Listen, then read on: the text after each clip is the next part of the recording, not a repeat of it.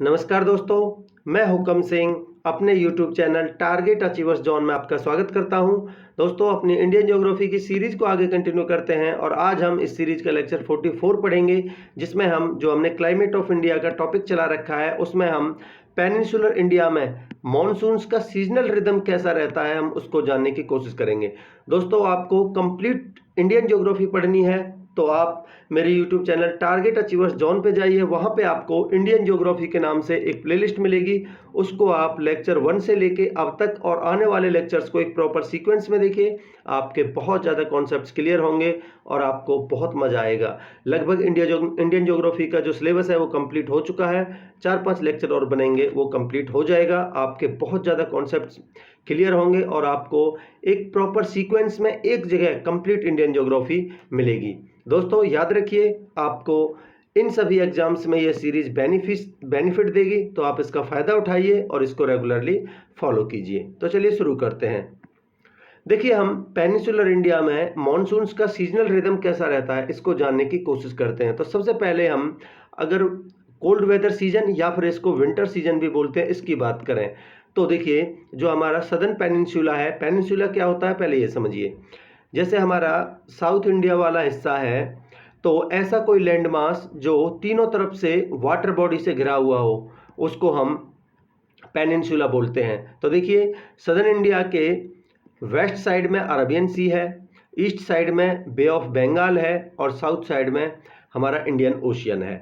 तो ये जो हमारा लैंड मास है साउथ इंडिया का, ये तीनों तरफ से वाटर बॉडी से घिरा हुआ है, इसलिए इसको हम पेनिनसुला बोलते हैं। तो वही हम यहाँ बात कर रहे हैं कि सदर्न पेनिनसुला वो वार्मर होता है as compared to the north India. ठीक है, यहाँ देखिए विंटर्स का कोई स्पेसिफिक टाइम पीरियड नहीं है। जिस तरीके से हमारा नॉर्थ इंडिया में लगभग नवंबर दिसंबर से लेके फरवरी मार्च तक जो हमारा विंटर सीजन चलता है, उस तरीके से यहाँ कोई स्पेसिफिक टाइम पीरियड नहीं है साउथ इंडिया में विंटर्स का। ठीक है, देखिए, अगर हम आइसोथर्म की बात करते हैं तो लाइंस के बीच में जहाँ इक्वल टेम्परेचर होता है उसको हम आइसोथर्म बोलते हैं। यानी ऐसी जगह है जहाँ किन्हीं भी दो लाइंस के बीच में इक्वल टेम्परेचर देखने को मिलता है, उसको हम आइसोथर्म बोलते हैं। ठीक है, ये लगभग 20 डिग्री सेल्सियस के आसपास माना जाता है। ठीक है, ये ईस्ट वेस्ट डायरेक्शन में जो हमारी ट्रॉपिक ऑफ कैंसर है यानी कर्क रेखा के बिल्कुल पैरेलल में लगभग चलता है, और जो इंडिया को लगभग क्लाइमेटिकली दो भागों में बांटता है, नॉर्थ इंडिया और साउथ इंडिया। ठीक है, जो हमारा अगर हम इस जो हमारे ट्रॉपिक ऑफ कैंसर है इससे साउथ साइड में जाएंगे तो हमारा जो टेम्परेचर है वो इंक्रीज होना शुरू हो जाता है। ठीक है, और ये एक्सट्रीम साउथ में जाने के बाद तो लगभग 20 से 25 डिग्री सेल्सियस तक बढ़ जाता है। ठीक है, इसके अगर हम प्रेशर की बात करें तो देखिए, हमें पता है कि जो हमारा प्रेशर लगभग जनरली टेम्परेचर के साथ में इनवर्स रिलेशन रखता है। तो देखिए, हमने देखा कि साउथ इंडिया में हमारा टेम्परेचर है वो ज़्यादा देखने को मिलता है, तो ऑब्वियस सी बात है प्रेशर वहाँ कम देखने को मिलेगा। तो ठीक है, तो ये प्रेशर कंपेरेटिवली लोअर होता है साउथ इंडिया में। ठीक है, आइसोबार की अगर बात करें तो ऐसी लाइंस किसी पर्टिकुलर प्लेस के ऊपर जहां इक्वल प्रेशर देखने को मिलता है उसको हम आइसोबार बोलते हैं। तो ये सदर्न टिप ऑफ इंडिया है, वहां पे लगभग 1013 MB मिलीबार देखने को मिलता है प्रेशर। ठीक है, यहाँ जो विंड्स हैं वो बहनी शुरू होती हैं नॉर्थ वेस्ट डायरेक्शन से साउथ ईस्ट डायरेक्शन में। हालांकि ये जो विंड्स हैं इनकी वेलोसिटी बहुत कम होती है, क्योंकि यहाँ जो प्रेशर ग्रेडियंट है वो बहुत लो होता है। ये प्रेशर ग्रेडियंट क्या है दोस्तों? ये एक मैकेनिज्म है। ठीक है, ये एक साइंटिफिक मैकेनिज्म है जो कि हमें ये बताता है कि जो विंड्स हैं वो किस डायरेक्शन में जा रही हैं और उनका जो फ्लो का रेट है वो कितना है। तो ये यहाँ जो प्रेशर ग्रेडियंट है वो कम होता है। अगर हम देखिए विंटर मॉनसून में रिट्रीटिंग मॉनसून की बात करें तो ये लगभग ये अक्टूबर नवंबर के महीने में शुरू होता है रिट्रीट होना। यानी हम कह सकते हैं जो मानसून का विथड्रावल होता है वो अक्टूबर के महीने में शुरू होता है। ठीक है, ये जैसे ही बंगाल की खाड़ी के ऊपर से गुजरता है तो वहाँ से कुछ मॉइस्चर पिक करता है, और ये मेनली तमिलनाडु और south southern part of the Andhra Pradesh, इसके अलावा south eastern part of the Karnataka and south eastern part of the Kerala में ये मानसून करवाता है। ठीक है, यहाँ रेनफॉल की बात करें सीजनल रेनफॉल की, तो वो लगभग 75 सेंटीमीटर हमें देखने को मिलती है, जो कि अक्टूबर से दिसंबर के बीच में देखने को मिलती है। ठीक है, आगे अगर हम समर सीजन की बात करें तो देखिए, समर सीजन मेनली मार्च से जून के महीने के बीच का माना जाता है। ठीक है, इसको समर सीजन के नाम से जाना जाता है, जो ये मार्च से लेके जून के बीच का टाइम है। ठीक है, कई बार इसको प्री मानसून पीरियड भी बोला जाता है। वो क्यों? क्योंकि हमें पता है 1 जून के आसपास जो हमारा साउथ वेस्ट मानसून है वो केरला वाले कोस्ट को हिट करता है। ठीक है, तो हम कह सकते हैं कि हमारी जून के फर्स्ट वीक में ही लगभग मानसून की शुरुआत हो जाती है। तो जैसे ही हमारा मानसून शुरू होता है, कहने का मतलब है रेनी सीजन शुरू होता है, तो हमारा टेम्परेचर डाउन होना शुरू हो जाता है, टेम्परेचर फॉल होना शुरू हो जाता है। तो हम कह सकते हैं कि मई के कंपैरिजन में यहाँ जून में टेम्परेचर कम देखने को मिलेगा, क्योंकि यहाँ मानसून की शुरुआत हो चुकी है। ठीक है, अब देखिए जैसे ही सीजन जो ये मानसून ये समर सीजन है ये एडवांस करता है। ठीक है, जो सन की वर्टिकल रेज हैं वो नॉर्थवर्ड डायरेक्शन में मूव होनी शिफ्ट होनी शुरू हो जाती हैं, और ये हमारे देश के काफ़ी पार्ट को ये गर्म करती हैं। लगभग जो सतपुड़ा रेंज है उसके साउथ तक ये हीटेड अप कर देती हैं। ठीक है, इसके अलावा देखिए अगर हम मार्च और अप्रैल महीने की बात करें सदर्न पार्ट्स में, तो ये वार्मर कंडीशंस यहाँ देखने को मिलती हैं, और मार्च के महीने में तो यहाँ जो हाईएस्ट टेम्परेचर है वो लगभग 40 डिग्री सेल्सियस तक देखने को मिल जाता है डेक्कन प्लेटू वाले रीजन में। ठीक है, और देखिए नाइट टेम्परेचर्स की बात करें तो नाइट टेम्परेचर भी थोड़ा ज़्यादा देखने को मिलता है, लगभग 20 से 25 डिग्री सेल्सियस, और देखिए डेक्कन वाले रीजन में तो लगभग 27 डिग्री सेल्सियस भी देखने को मिल जाता है। देखिए हमने आइसोथर्म की बात करी थी, वहाँ 20 डिग्री सेल्सियस हमने टेम्परेचर नोटिस किया था, और यहाँ 25 से 27 डिग्री सेल्सियस देखने को मिल रहा है। तो ऑब्वियस सी बात है यहाँ टेम्परेचर ज़्यादा देखने को मिलता है। अगर देखिए हम समर टेम्परेचर्स की बात करें, यानी हम समर सीजन में अगर टेम्परेचर्स की बात करें तो सदर्न पार्ट्स में वो थोड़ा कम देखने को मिलता है। ठीक है, यानी जैसे ही हम मार्च अप्रैल से ऊपर जाएंगे, जो मेन हमारा समर सीजन शुरू होगा, समर सीजन का जो पीक रहेगा उस टाइम पे यहाँ टेम्परेचर कम देखने को मिलता है। वो क्यों? सी के मॉडरेटिंग इफेक्ट की वजह से। अब ये मॉडरेटिंग इफेक्ट क्या है सी का, वो मैं आपको पिछले लेक्चर्स में बता चुका हूँ। जैसे कि हमें पता है जैसे ही हमारी सन की रेज पड़ती हैं तो हमारा लैंड मास और जो हमारा सी है वो गर्म होता है। ठीक है, हालांकि जो हमारा सी है वो कंपैरेटिवली लैंड के काफ़ी टाइम में यानी स्लोली गर्म होता है। तो जो हमारी सन की रेज होती हैं वहाँ से ये हीट को एब्जॉर्ब करता है, और जैसे ही कोल्ड मौसम होगा उस टाइम पे ये हीट को रिलीज करता है। ये होता है मॉडरेटिंग इफेक्ट ऑफ द सी। ठीक है, तो यहाँ मीन मैक्सिमम टेम्परेचर आपको देखने को मिलेगा काफ़ी जगह पे वो 26 से 30 डिग्री सेल्सियस तक देखने को मिल जाता है। नाउ अगर हम वेस्ट कोस्ट और ईस्ट कोस्ट की बात करते हैं तो देखिए वेस्ट कोस्ट में जो हमारा टेम्परेचर है वो कंपैरेटिवली लो देखने को मिलता है। वो किस वजह से? जो हमारी प्रीवेलिंग वेस्टर्ली विंड्स हैं उनकी वजह से यहाँ टेम्परेचर देखने को मिलेगा। अब ये वेस्टर्ली विंड्स क्या है वो मैं आपको पिछले लेक्चर में बता चुका हूँ, प्लीज आप उसको रेफर कीजिए। ठीक है, तो देखिए अगर हम प्रेशर की बात करते हैं तो नॉर्थ साइड में जो हमारा प्रेशर है वो 3 से 4 मिलीबार एक्सीड कर जाता है। ठीक है, जो आइसोबार्स होते हैं वो कोस्ट के मोर और लेस पैरेलल ही रन करते हैं। कौन से कोस्ट के? वो कोस्ट जो लैंड और सी के ऊपर जो प्रेशर डिफरेंस इंडिकेट करता है उस कोस्ट के ऊपर। ठीक है, यहाँ देखिए डायरेक्शन जो विंड्स हैं उनकी डायरेक्शन में चेंजिंग देखने को मिलती है, जिसकी वजह से केरला और कर्नाटका और तमिलनाडु के कुछ एडजॉइनिंग पार्ट्स में यहाँ थंडर स्टॉर्म्स देखने को मिलते हैं। मेनली ये इवनिंग और नाइट टाइम्स में देखने को मिलते हैं। ठीक है, देखिए केरला और कर्नाटक के जो कोस्टल एरियाज हैं वहाँ लगभग 25 सेंटीमीटर के रेनफॉल देखने को मिलती है थंडरस्टॉर्म्स की वजह से। हालांकि ये जो थंडरस्टॉर्म्स हैं इनकी वजह से जो बारिश होती है वो कुछ बेनिफिशियल भी होती है। वो कैसे?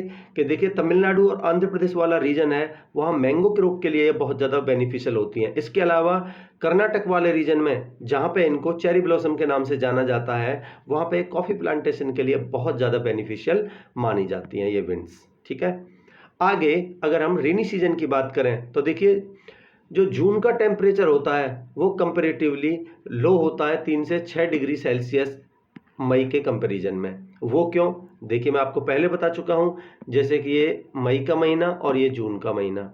ठीक है, तो हमें पता है 1 जून के आसपास हमारा केरला के कोस्ट में मानसून आ जाता है। जैसे ही मानसून आता है हमें पता है टेम्परेचर कम हो जाता है। ठीक है, तो ऑब्वियस सी बात है जून के महीने में हमारा जो मानसून सीजन है उसकी शुरुआत हो चुकी है, तो यहाँ टेम्परेचर मई के कंपेरिजन में कम देखने को मिलेगा। ठीक है, नाउ अगर हम वेस्टर्न घाट्स की बात करें तो देखिए यहाँ टेम्परेचर क्वाइट लो देखने को मिलेंगे। वो क्यों? एक तो इनका एलिवेशन ज़्यादा है और दूसरा यहाँ हैवी रेनफॉल है। हैवी रेनफॉल कब होगी? जब हमारा मानसून सीजन होगा। मानसून सीजन में हमारा टेम्परेचर कम होता है, तो ऑब्वियस सी बात है वेस्टर्न घाट्स में हमें टेम्परेचर कम देखने को मिलेगा।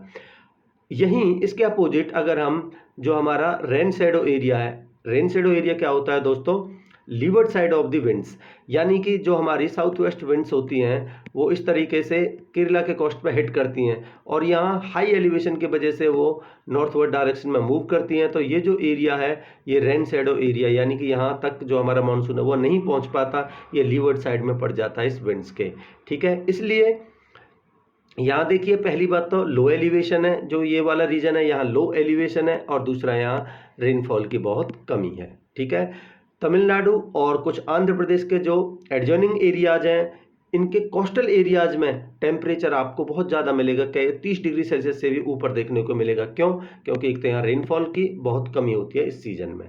ठीक है, अगर हम एटमॉस्फेरिक प्रेशर की बात करें तो देखिए वो इंक्रीज होना शुरू होता है जैसे ही हम साउथवर्ड डायरेक्शन में मूव करते हैं। ये लगभग 1008 MB से 1010 MB के बीच तक बढ़ जाता है। देखिए जो आइसोबार है हमारा 1009 MB को भी ये क्रॉस कर जाता है केरला और तमिलनाडु वाले पार्ट्स में। ठीक है, देखिए अरेबियन सी और बे ऑफ बंगाल की जो विंड्स हैं वो साउथ वेस्ट डायरेक्शन से नॉर्थ ईस्ट डायरेक्शन में फ्लो करनी यानी ब्लो करनी शुरू होती हैं। ठीक है, जैसे कि हमारा ये पेनिनसुलर इंडिया है तो ये इस तरीके से फ्लो करनी शुरू करती हैं। ठीक है, और ये इधर इंडिया के साउथ से बे ऑफ बंगाल के ऊपर से भी गुजरती हैं। तो अगर हम अंडमान निकोबार की बात करें तो देखिए यहाँ 20 मई के आसपास ही हमें मानसून का ऑनसेट, मानसून का अराइवल देखने को मिल जाता है।